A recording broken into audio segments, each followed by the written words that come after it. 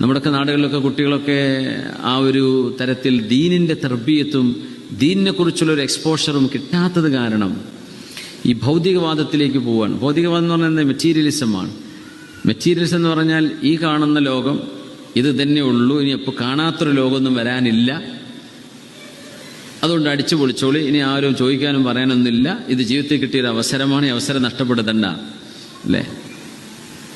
ഞാൻ കഴിഞ്ഞ ശനിയാഴ്ച രാത്രി പ്രോഗ്രാം കഴിഞ്ഞ് വരുമ്പോഴേ ഒരു കഫേയിൽ നമ്മളൊന്ന് ചായ കുടിക്കാൻ വേണ്ടി ഒരു കോഫി ഷോപ്പ് ഓപ്പൺ ആയിരുന്നു. അപ്പോൾ നോക്കുമ്പോൾ കുറേ ബോയ്സും കുറേ ഗേൾസും ഒക്കെ കൂടി. സമയം അപ്പോൾ 1 മണി, 1:15, 1:30 ആയിട്ടുണ്ട്. നമ്മൾ മലപ്പുറം ജില്ലയിൽ നമ്മൾ രണ്ടത്താണി കോട്ടക്കലിൻ്റെ അടിയിൽ. സത്യം പറഞ്ഞാൽ ഞാൻ അത്ഭുതപ്പെട്ടു പോയി. ഒരു കുട്ടി മഫ്തൊക്കെ ഇട്ടിട്ടുണ്ട്. പടച്ചിറപ്പി പാതിരാക്കി ചെക്കന്മാരെ കൂടെ അവർക്ക് എന്ത് ചെയ്യാനാണ്? പഠിക്കാൻ വന്ന കുട്ടികളായിരിക്കും, വല്ല മെഡിസിനൊക്കെ പഠിക്കാൻ വന്ന കുട്ടികളായിരിക്കും. അവിടെ കുറേ യൂണിവേഴ്സിറ്റി കോളേജുകളൊക്കെ ഉണ്ടല്ലോ, മെഡിക്കൽ കോളേജുകളൊക്കെ ഉണ്ട്, പെരിന്തമണ്ണുണ്ട്, പരിസരങ്ങളിലൊക്കെ ഉണ്ട്. എനിക്ക് എത്തുമ്പോൾ ഭയങ്കര സങ്കടമായിപ്പോയി. പടച്ചോനെ, എത്ര അച്ചടക്കത്ത് ജീവിക്കേണ്ട മക്കളാണ്. അതിലിപ്പോൾ മുസ്ലിമാണോ അല്ലയോ എന്ന് നമുക്കറിയില്ല. വേഷവിധാനത്തിൽ ഒരു കുട്ടിയെ മുസ്ലിമാണെന്ന് മനസ്സിലായി, മറ്റേത് ആണിത് അയച്ചിട്ടതാണെന്ന് അറിയാൻ പറ്റില്ലല്ലോ. ഒക്കെ ഒരു 10, 20, 19, 20 വയസ്സുള്ള കുട്ടികളാണ്. ഒരു 6-7 പേര്. അവർ ചായ കുടിക്കുന്നു, തമാശ പറയുന്നു, അവർ കെട്ടിപ്പിടിക്കുന്നു.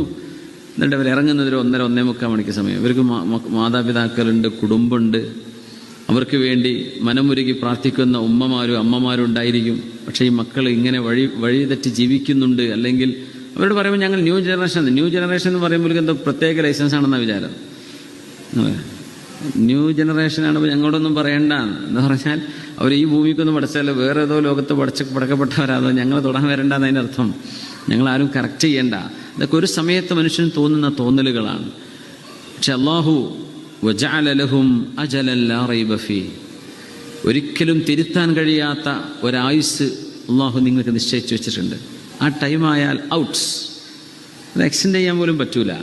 ആ ഒരു സമയത്തേക്ക് മാത്രം നിങ്ങളെ വിട്ട ലോകമാണിത്. ഇവിടുന്ന് എന്ത് ചെയ്യണ്ട, വഴിവിട്ട് കളിക്കണ്ട. അല്ലാഹു തആല പറയണത് വജഅല ലഹും അജലൻ ലാ റൈബ ഫീഹി.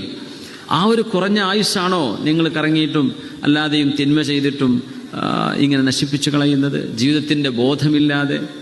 ഇത്തരം ചിന്തകളൊക്കെ വരുന്നത് ഭൗതികവാദത്തിൽ നിന്നാണ്. മെറ്റീരിയലിസം കടന്നുകൂടാണ്.